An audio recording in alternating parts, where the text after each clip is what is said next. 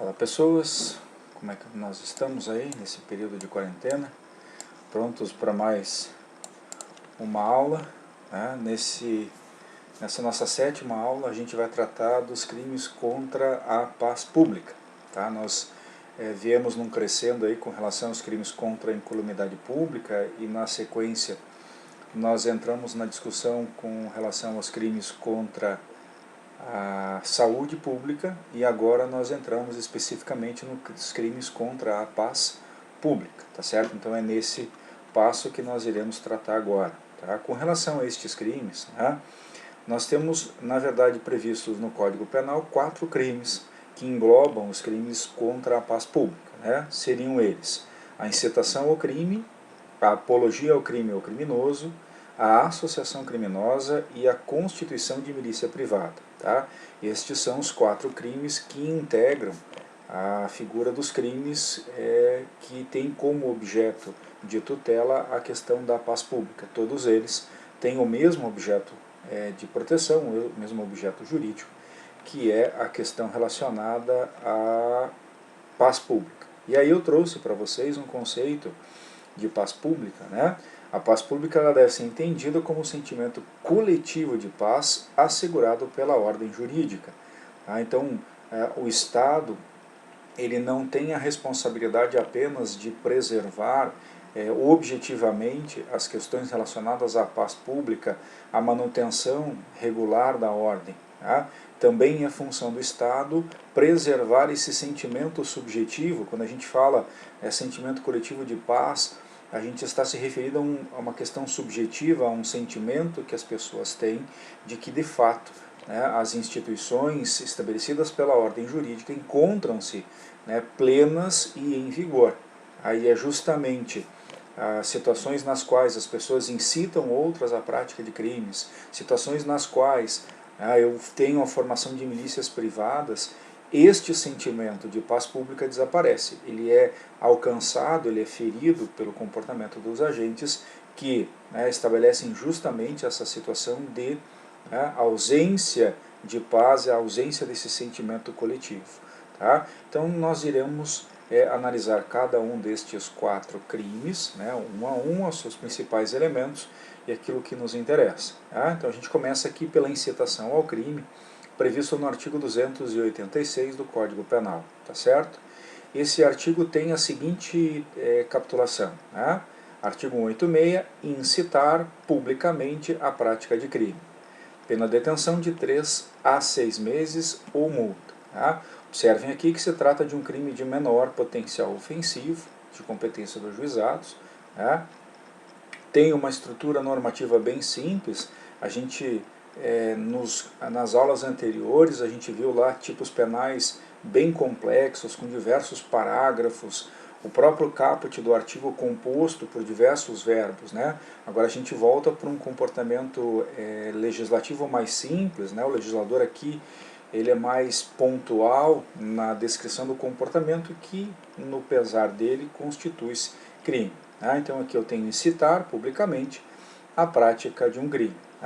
Como eu falei antes para vocês, o bem jurídico aqui é a paz pública e o objeto material também é a paz pública. Então aqui há uma sincronia quando a gente trata do objeto material e do objeto jurídico. Nos dois casos é a paz pública. Tá? Nós ainda estamos, nós começamos lá com os crimes contra a incolumidade pública e nós vamos ainda por algum tempo tratar de crimes em que sempre nós teremos a coletividade como vítima. Tá?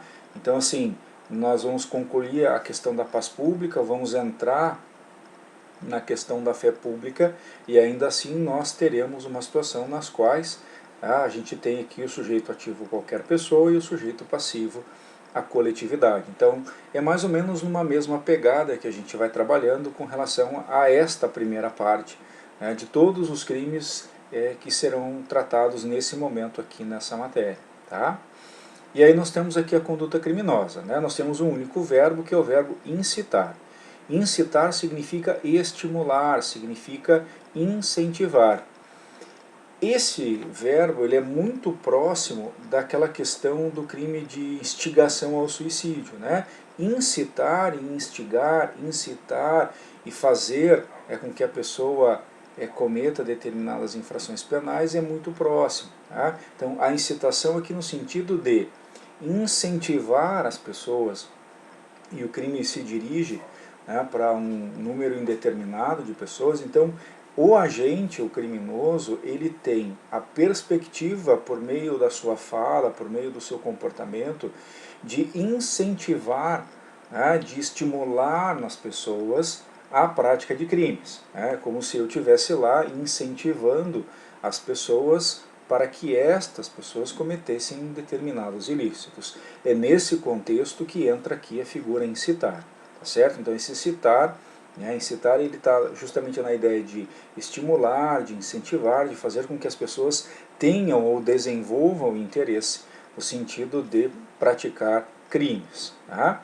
E aí eu tenho como elementar o sentido de publicamente, né? Então é incitar publicamente, tá? No sentido de alcançar um número indeterminado de pessoas. Então esse crime de incitação, como ele tem como proteção a questão da paz pública, é necessário que esse comportamento do agente ele seja feito publicamente. Esse publicamente não significa necessariamente em lugar público, tá? Porque a gente já estudou artigos que falam da questão do lugar público, né? O acessível ao público ou de acesso ao público. Aqui o legislador ele fala publicamente, buscando a ideia de alcance de um número indeterminado de pessoas. Então, é óbvio, pode ser num lugar público, mas esse tipo de comportamento pode se dar também, por exemplo, nas mídias sociais, Facebook, Instagram, tá?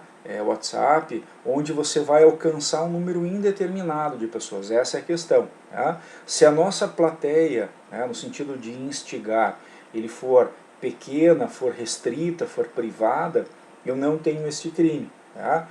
Quiçá ainda se essa minha incitação se dirigir para a pessoa certa, ou pessoas certas e determinadas. Nesse caso não configura este crime, a gente vai ver de que maneira responderá o agente, mas para configurar a incitação é imprescindível que essa incitação seja feita publicamente, de forma que eu alcance um número indeterminado de pessoas por conta desse meu comportamento. Tá?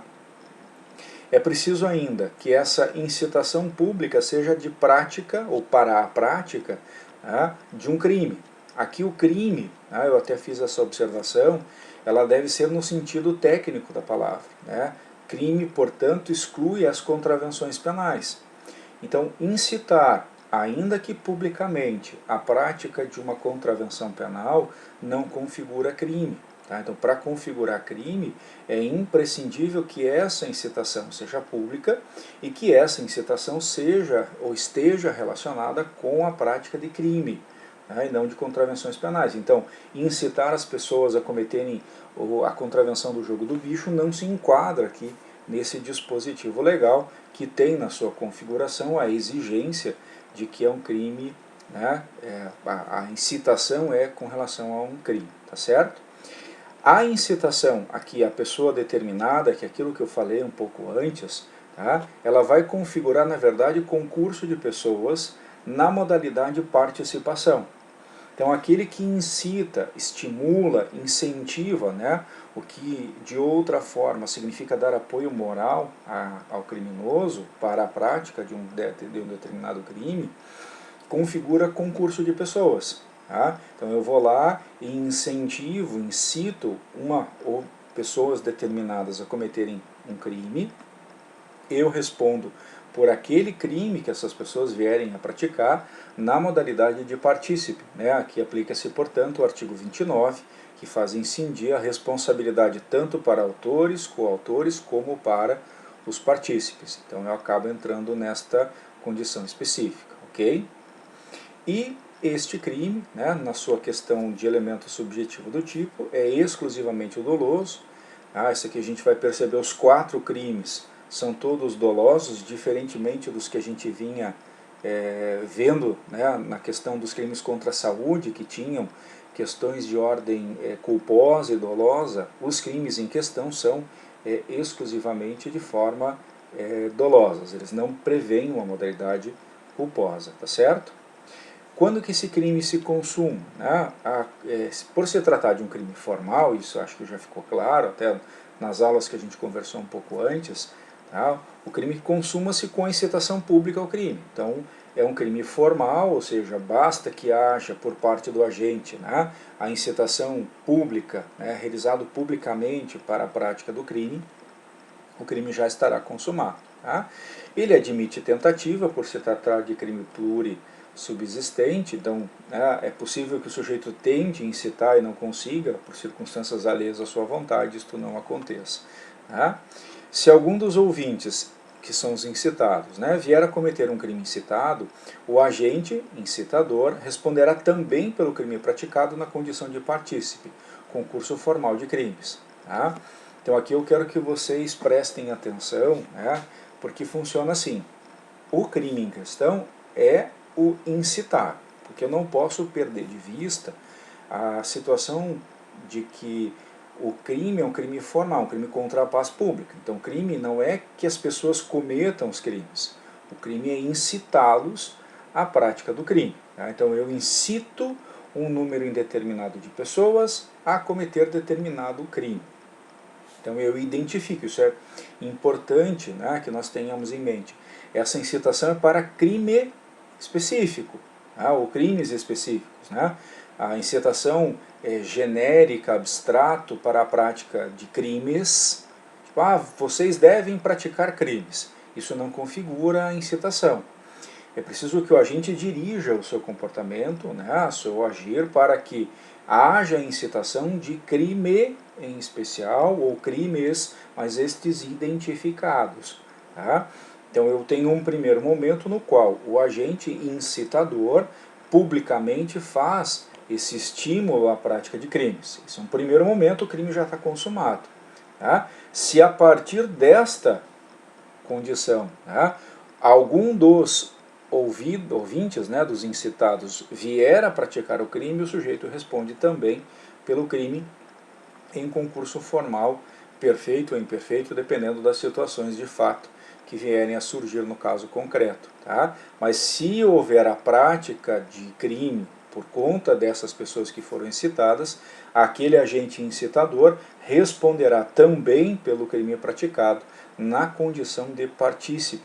Lembrando que o partícipe é aquele que age materialmente ou moralmente incentivando ou prestando auxílio. Ele de fato acaba não praticando nenhum dos atos executórios, mas dentro dos limites da responsabilidade penal ele acaba sendo imputado. A ação penal é pública e incondicionada, e a nossa classificação jurídica diz que é um crime simples, protege um único bem jurídico, composto por um único crime, comum, pode ser praticado por qualquer pessoa, formal, de perigo abstrato, ou seja, não há necessidade de demonstração com relação ao fato de nenhum efeito concreto com relação à paz pública, vago, porque aqui a sociedade é a vítima, de forma livre, instantâneo, unissubjetivo, unissubsistente e plurissubsistente, dependendo da situação. Quando ele é feito oralmente, ele é unissubsistente. Quando ele é feito por escrito, mediante cartazes, mediante propagação em redes sociais, ele é plurissubsistente, e é nessa condição de plurissubsistente que ele vai admitir a tentativa, que a gente viu lá anteriormente. Tá certo?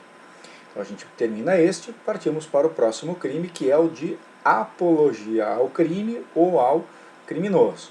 Então, apologia ao crime ou ao criminoso, previsto lá no artigo 287, e tem a seguinte configuração: fazer publicamente apologia de fato criminoso ou de autor de crime. Pena, detenção de 3 a 6 meses ou multa. Mesma pena aqui do crime anterior. Também é um crime de competência dos juizados especiais criminais. Também construído de forma bem simples. Ele tem um único verbo, que é fazer. Esse verbo está ligado a esta palavra, apologia. Então é fazer apologia de fato criminoso ou de autor de crime. Essa também é feita de forma pública, tanto a incitação quanto a apologia entram aqui na questão da publicidade. Também aqui, se vocês observarem, né, nós temos o mesmo bem jurídico, o mesmo objeto material e os mesmos sujeitos do crime, né? Então, mantém-se a mesma estrutura com relação ao crime anterior. A questão da conduta criminosa, né? Então, nós temos aqui fazer apologia. Fazer apologia significa elogiar, significa louvar, significa enaltecer, significa exaltar. Nesse sentido, aquele que faz apologia, ele vai enaltecer, ele vai exaltar, ele vai apresentar como uma solução boa, né, como um comportamento adequado, tanto determinado crime quanto determinado autor de crime.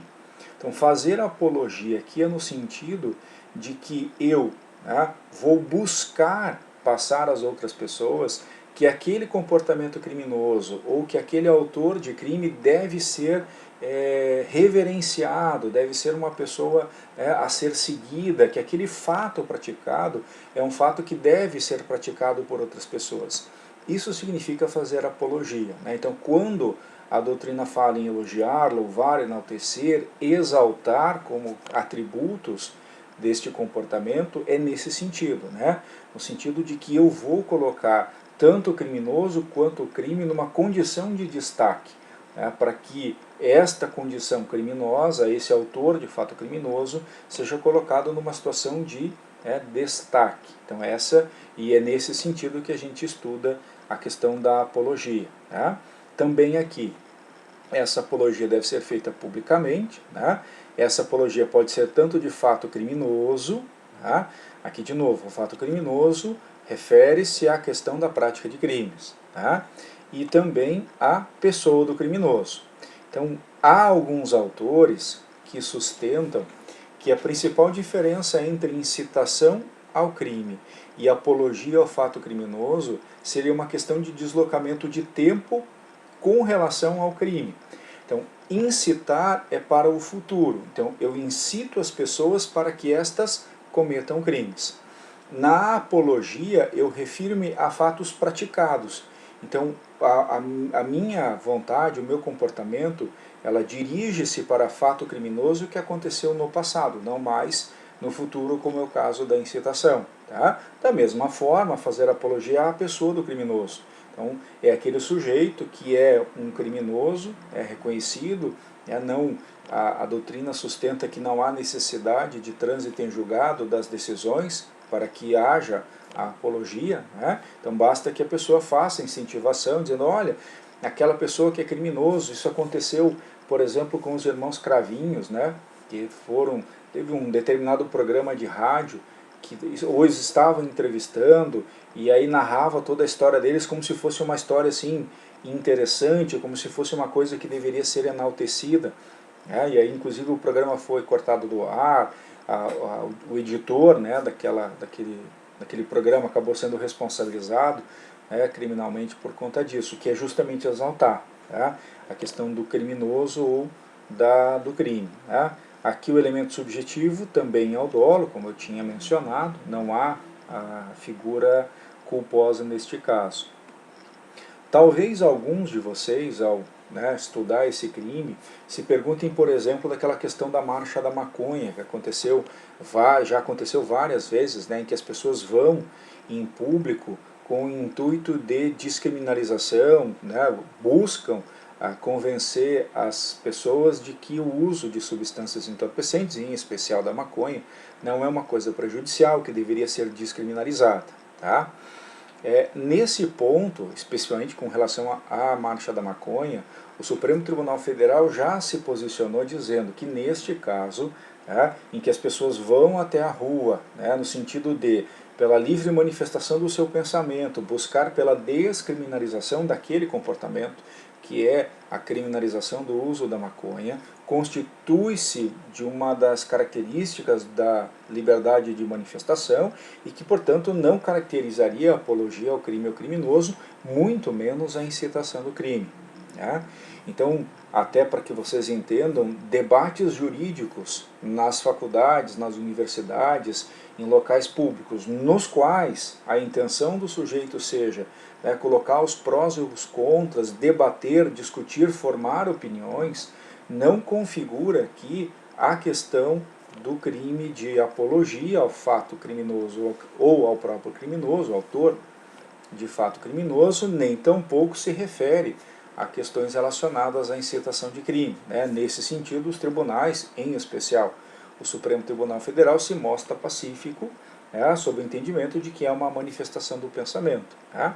Nós tivemos uma situação do então deputado federal Jair Bolsonaro, na época em que ele instigou, né, a questão da prática de estupro, com relação a que ele mencionou lá especificamente que a deputada ela era tão feia que ela não merecia nem ser estuprada, e aquilo acabou chegando no Supremo, e o Supremo inclusive entendeu que ele não estava acobertado pela, né, questão da imunidade parlamentar com relação a este fato em especial, que constituiria naquela situação incitação ao crime.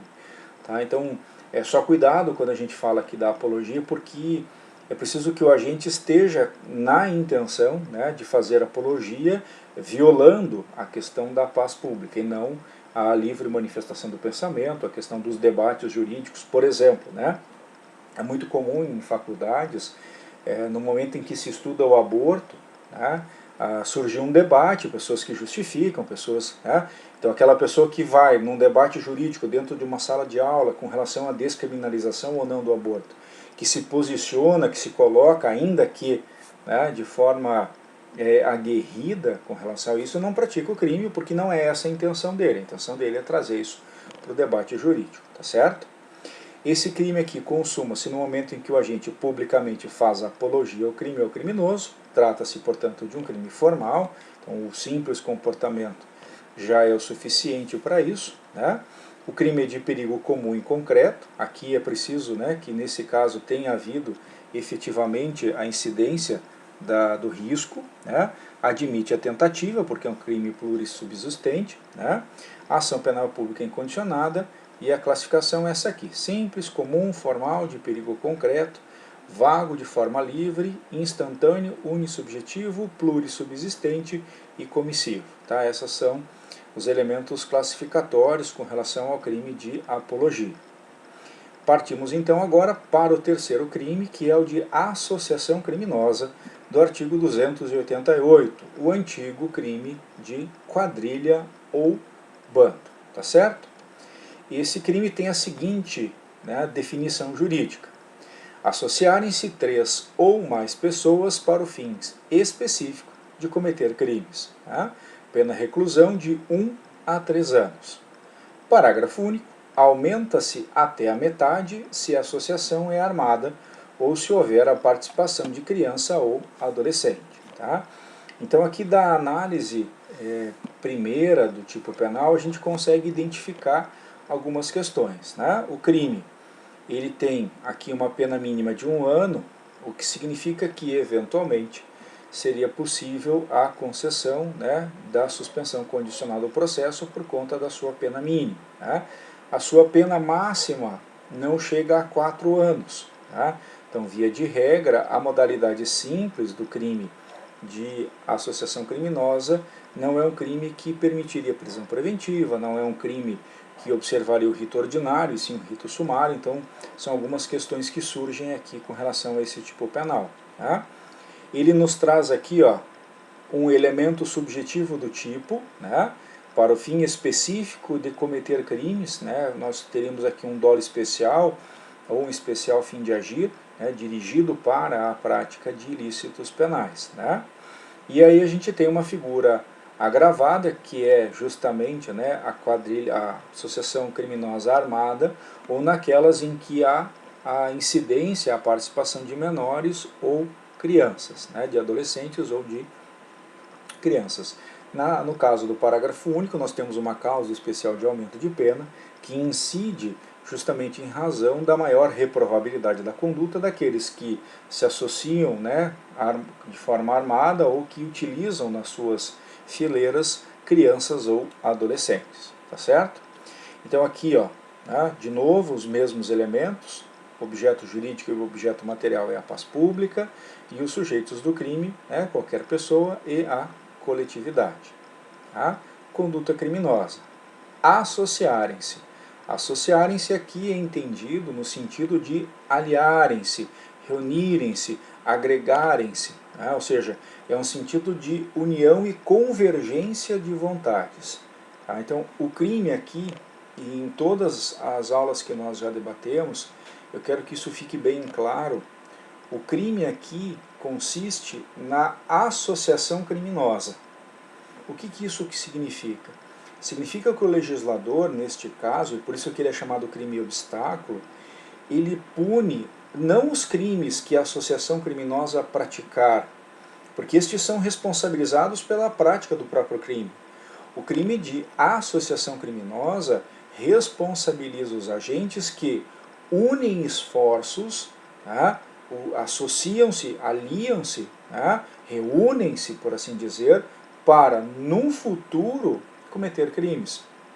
Por isso que isso não se confunde com a questão do concurso de agentes, isto não se confunde, né, com outras situações em que há, por exemplo, agravamento da pena pelo concurso.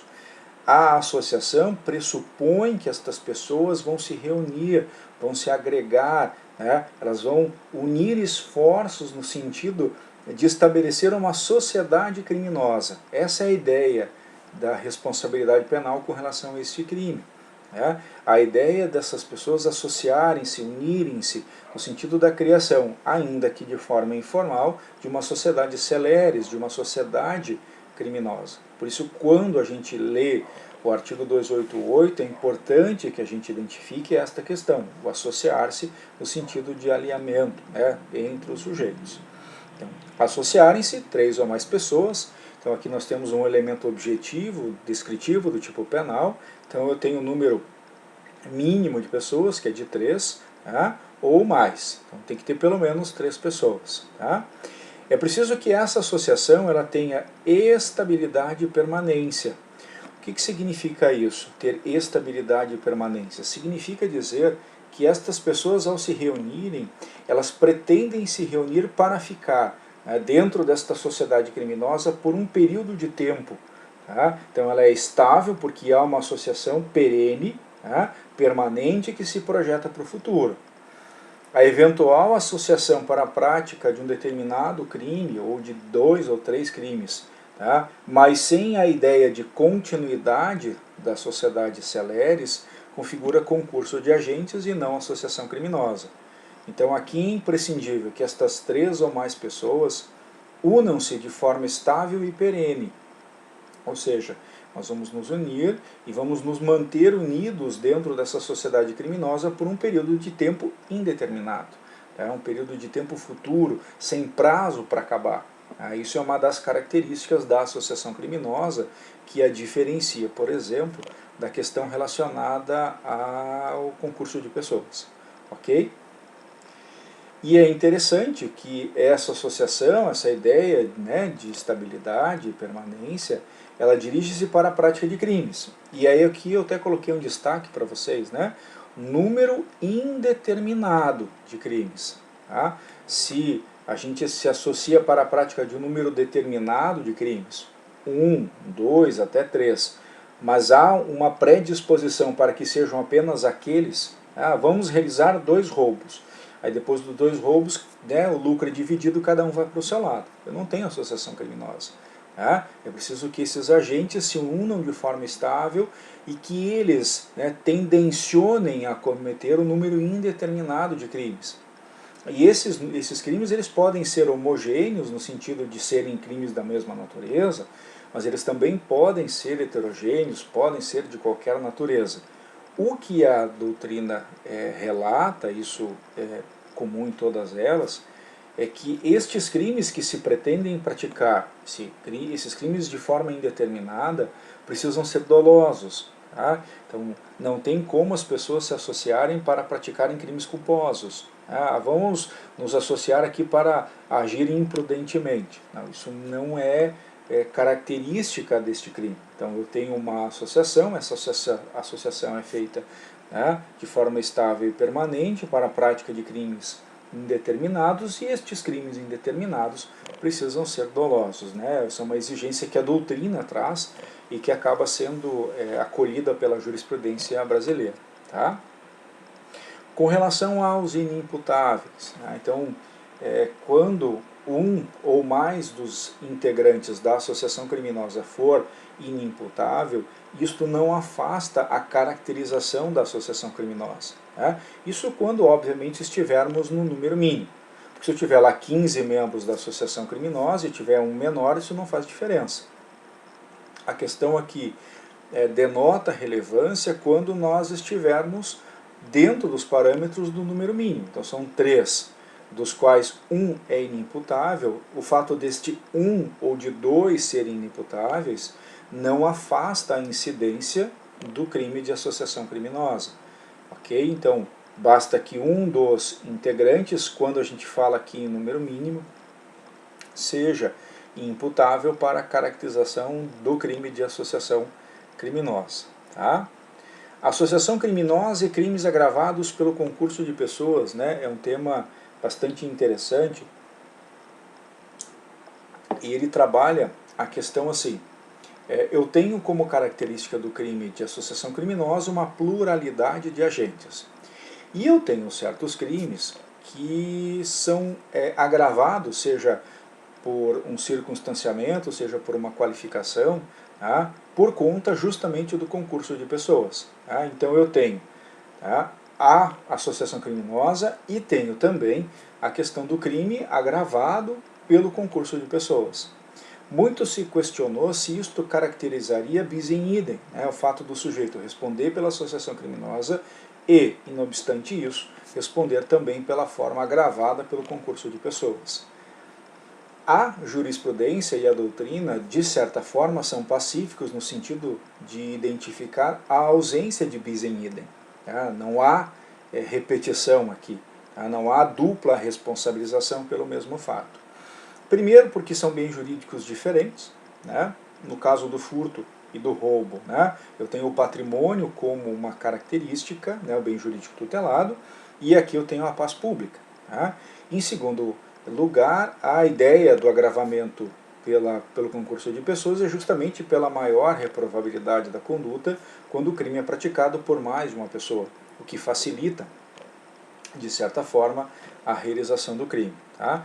Então não há o afastamento da agravante por conta do concurso de pessoas em detrimento da associação criminosa. Tá? Eventualmente, pode acontecer que um ou mais dos integrantes da associação criminosa não sejam identificados. Tá?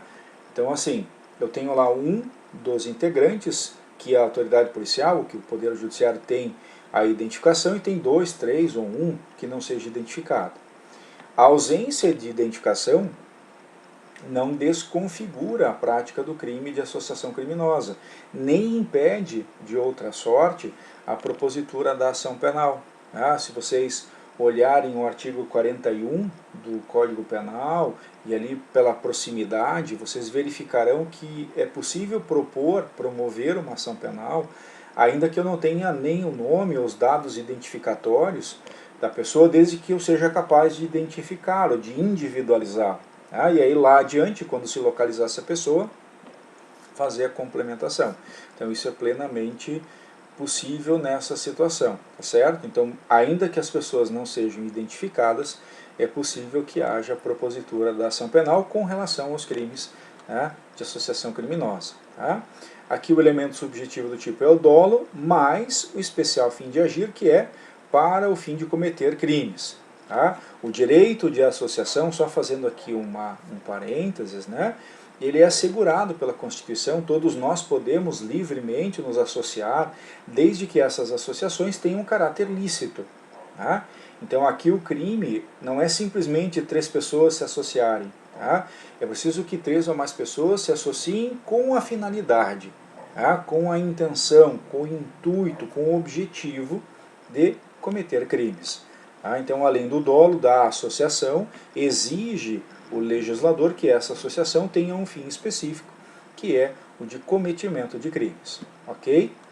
Seguindo, né? O crime consuma-se com a união das vontades dos agentes em prol da sociedade celeres. Ou seja, né, um crime formal, né, de consumação antecipada que se consumará no momento em que os agentes convergerem as suas vontades no intuito da prática dos crimes. Ainda que, volto a frisar, nenhum deles cometa nenhum crime.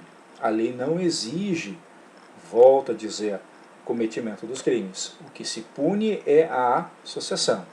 E nesse sentido, é pacífico o entendimento que não se admite a tentativa. Né? Ou as pessoas se associaram livremente e eu tenho crime, ou não houve a associação e não há crime. Então essa modalidade, eu até coloquei aqui em negrito para vocês, tá? Não admite a tentativa. Tá?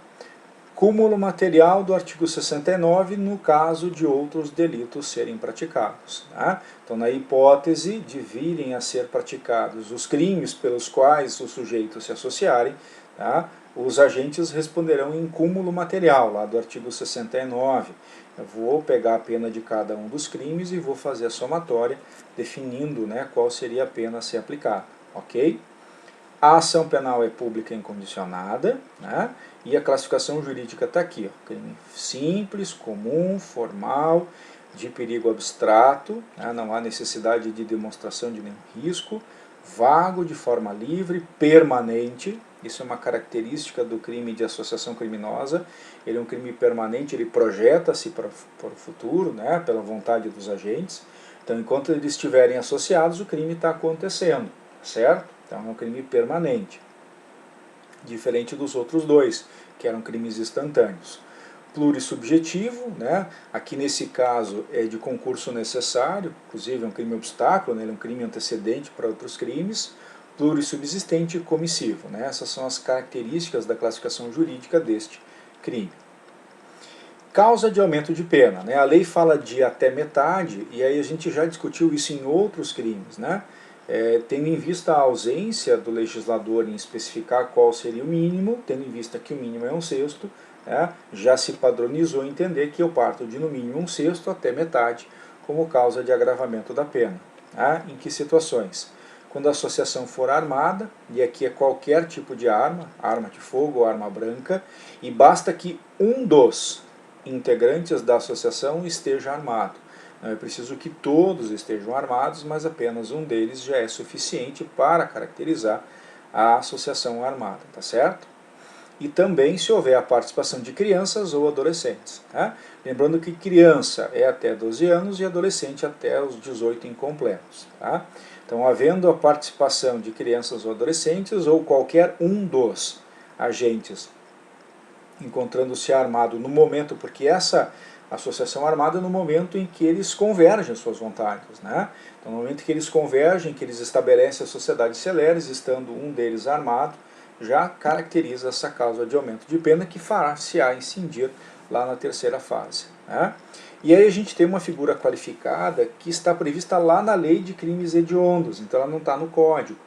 Lá na lei de crimes hediondos ele diz, né, que a associação para a prática de crimes hediondos assemelhados traz uma pena bem maior. Ela tem uma pena específica lá na lei de crimes hediondos, né? E a gente só exclui a questão do tráfico de drogas, porque daí eu tenho um crime próprio de associação para o tráfico. Tá? Então, se a associação for para a prática de crimes hediondos, aplicar-se-á o disposto lá na lei 8.072 de 90, onde há incidência específica de uma pena maior, tá? Por conta deste tipo de crime. Ok? Partindo então, né, para o último e final crime deste título, que são os crimes contra a paz pública, nós vamos encontrar aqui, né, inserido em 2012, o crime de constituição de milícia privada, artigo 288-A do Código Penal. Tá? O 288-A tem a seguinte configuração, né, constituir, organizar, integrar, manter ou custear organização paramilitar, milícia particular, grupo ou esquadrão com a finalidade de praticar qualquer dos crimes previstos neste Código. Pena reclusão de 4 a 8 anos. Para que vocês entendam, né, o crime do artigo 288-A ele foi inserido no Código Penal em 2012 e ele é uma espécie de especialização, por assim dizer, da associação criminosa. Então ele foi inserido num contexto legislativo buscando alcançar uma especialidade de comportamentos, em particular aqueles que se pode observar lá no Rio de Janeiro, nas comunidades do Rio de Janeiro. Tá? Então, nesse caso aqui, o que a gente consegue observar é que eu tenho, né, vários verbos: constituir, organizar, integrar, manter ou simplesmente custear, né, no sentido de dar apoio financeiro. Tá? Então, aqui eu traço diversos comportamentos dirigidos para determinadas entidades, né, que é entidade paramilitar, milícia privada, grupos ou esquadrões. Tá? Então, percebam que o nome fala exclusivamente em milícia privada, mas de fato, né, são várias as instituições que acabam sendo alcançadas por esse comportamento. Né? Há uma limitação aqui, né, porque o legislador colocou aqui crimes previstos neste código, o que significa dizer que ele afasta, por exemplo, a constituição de milícia privada para a prática de crimes que estão fora do Código Penal, que estejam em legislação extravagante. Então ele limitou aqui o aspecto, a perspectiva apenas para crimes voltados dentro do Código Penal e nos trouxe uma pena significativa. A pena mínima da milícia privada é maior do que a pena máxima do crime de associação criminosa. Tá? Temos uma pena aqui de 4 a 8 anos, o que demonstra que o legislador estava preocupado com esse tipo de comportamento e buscava trazer aí uma maior reprimenda para os autores desse tipo de crime. Tá certo? Aqui eu tenho o bem jurídico, a paz pública, mas o objeto material muda. Né? Neste crime, o objeto material são as organizações paramilitares, as milícias particulares, os grupos ou esquadrões. Tá? Aqui nós mantivemos o mesmo comportamento, né? Sujeito ativo qualquer pessoa, sujeito passivo a coletividade. Tá? E aí vamos, né, fazer uma análise bem particular da conduta criminosa. Então o primeiro verbo é constituir. Constituir aqui é entendido no sentido de formar, fundar, da existência. Então é o fundador, é aquele que cria, por assim dizer, a entidade paramilitar, a milícia privada, né, o grupo ou o esquadrão. Então esse é o comportamento daquele que dá o start, né, é o que dá o início, é o que é o fundador desta organização. Organizar, né, já é o sujeito que estrutura, coloca em ordem. Então eu tenho a pessoa que constitui, ela pode constituir e organizar, mas eu posso ter aquele que constitui, que tem a ideia, que cria, e eu posso ter um segundo sujeito que é o que organiza, ele estrutura, coloca cada um no seu lugar, coloca em ordem essas instituições a que se refere o código. Tá? Lembrando que se trata, lógico, de um crime de ação, múltipla, né, tipo misto alternativo, onde a prática de mais de um dos comportamentos caracterizará apenas um crime, né, voltados a essa criação ou constituição ou organização. O terceiro verbo é integrar. Integrar significa incorporar-se, significa tomar parte. Né? Então é aquele sujeito que ingressa na entidade paramilitar ou na milícia privada após a sua criação, após a sua organização. Né? É como se nós tivéssemos um clube constituído e formado por outras pessoas e eu vou integrar, eu vou fazer parte, eu vou incorporar-me a essa empreitada, essa atividade miliciana. Manter significa conservar ou defender, e esse manter não é no sentido econômico, o sentido aqui é o sentido corporativo, por assim dizer, né? Aquele que mantém, aquele que conserva, aquele que dá sustentabilidade para essa instituição, não no aspecto econômico, né? Ou defende, coloca ela numa situação de guarda. E por último, custear. Aí sim, arcar com os custos financeiros. Né? Esse verbo aqui foi incluído especialmente, né, com relação aos milicianos do Rio de Janeiro, que tinham, segundo consta, né, alguns políticos que injetavam dinheiro nessas milícias, para que essas milícias obliterassem, por exemplo, a atividade de certos políticos em certas comunidades para garantir a reeleição. Tá? Então era interessante para esses políticos custear, embora eles não participassem, não integrassem, não mantivessem, eles eram os financiadores dessas organizações e a partir desse financiamento eles obtinham algum tipo de lucro, algum tipo de vantagem, né? Observem que, não obstante a ausência dessa descrição no tipo penal da obtenção de vantagem ou de algum lucro, tá? Não há essa descrição, normalmente quem custeia para ter alguma vantagem, para receber alguma coisa. Tá? Então, nesse caso, normalmente essas vantagens elas se caracterizavam pela questão específica, né, de questão eleitoral. Tá? E aí eu tenho os elementos, né? Organização paramilitar. O que é uma organização paramilitar? É uma associação civil, embora eventualmente militares, principalmente afastados ou na reserva, né, possam integrá-lo, desvinculada do Estado, então não tem nenhum vínculo, não há nenhuma associação com o Estado, armada e com estrutura análoga à das instituições militares. Então, paramilitar significa ao lado, ao largo dos militares. Então, uma entidade paramilitar é desvinculada do Estado, mas ela tem uma constituição armada, ela funciona como se fosse uma instituição militar. Né? As Farc é um exemplo de entidade paramilitar. Né? Ela tem uniforme, ela anda armada, ela tem chefia, ela tem postos de comando e de subordinação semelhantes à das Forças Armadas. Tá? Então aqui é a mesma ideia. Milícia particular é o agrupamento armado, percebam que também é armado, né? E estruturado de civis. Aqui também a mesma observação. Militares também podem, né, e normalmente integram esse tipo de agrupamento. Com a pretensa, né, destaque aqui para a pretensa, finalidade de restaurar a segurança em locais controlados pela criminalidade.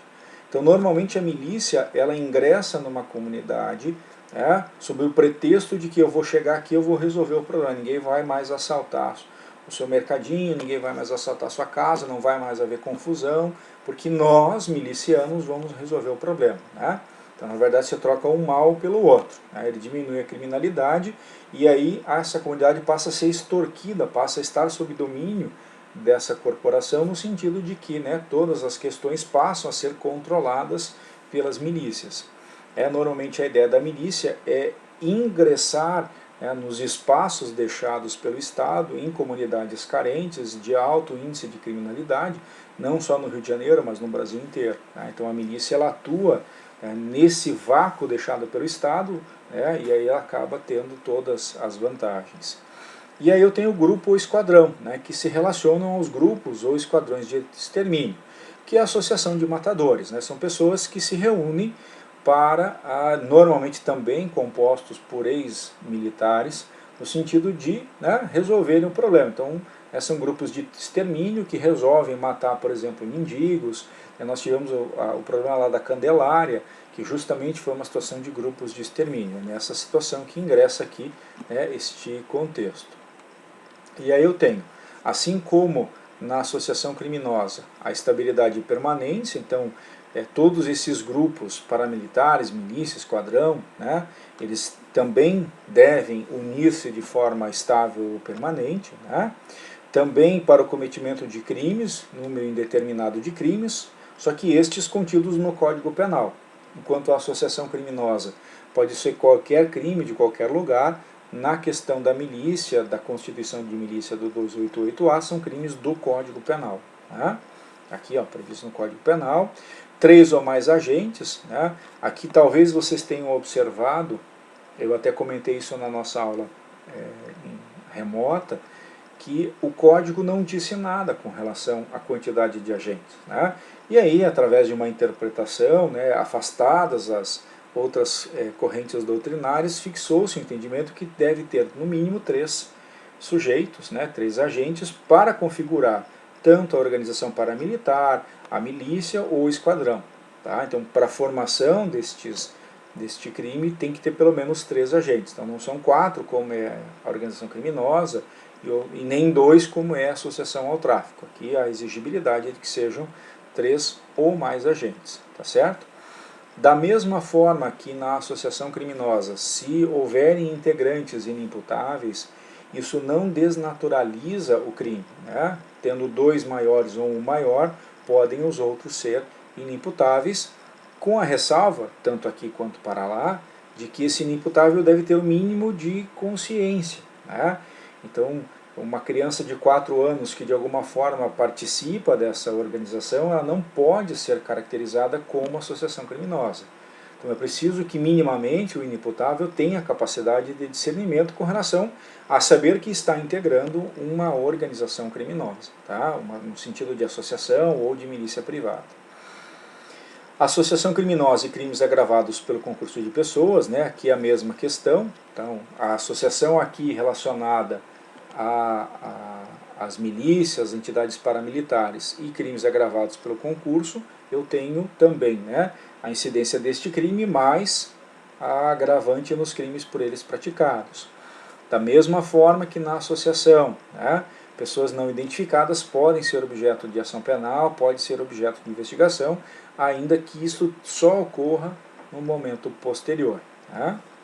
O crime também é exclusivamente doloso, mais o especial fim de agir, que é a finalidade de praticar qualquer dos crimes previstos no Código Penal. Então aqui eu também tenho, né, a mesma ideia da associação criminosa, lá também há especial fim de agir, assim como aqui. Tá? O crime consuma-se, né, com a união das vontades dos agentes em prol da sociedade celeres, né, a convicção, né, das vontades dos sujeitos de integrar a entidade paramilitar, né, fazer-se presente. Esse aqui também não admite tentativa, assim como a associação criminosa. Né? Também se aplica o cúmulo material no caso dos delitos virem a ser praticados pelos que integram, fomentam a questão relacionada à milícia privada. Né? A ação é pública incondicionada e a classificação jurídica é a mesma da associação criminosa, né? Simples, comum, formal, de perigo abstrato, vago, de forma livre, permanente, plurissubjetivo, plurissubsistente e comissivo. Então são os mesmos elementos que integram o outro crime, tá certo? Com isso nós colocamos fim à nossa aula, né? As dúvidas deverão ser encaminhadas por e-mail, né? Com o título Direito Penal 4, dúvidas da 7ª videoaula, tá? Então, por hoje é só, pessoal, né? Nós teremos mais uma aula gravada que vai tratar dos crimes contra a questão da fé pública, que é a questão da moeda falsa, que é a nossa última aula gravada, e a partir da semana que vem, então, a gente entra nas aulas remotas em período integral, ok? Bom estudo para vocês e eu vejo vocês na próxima aula.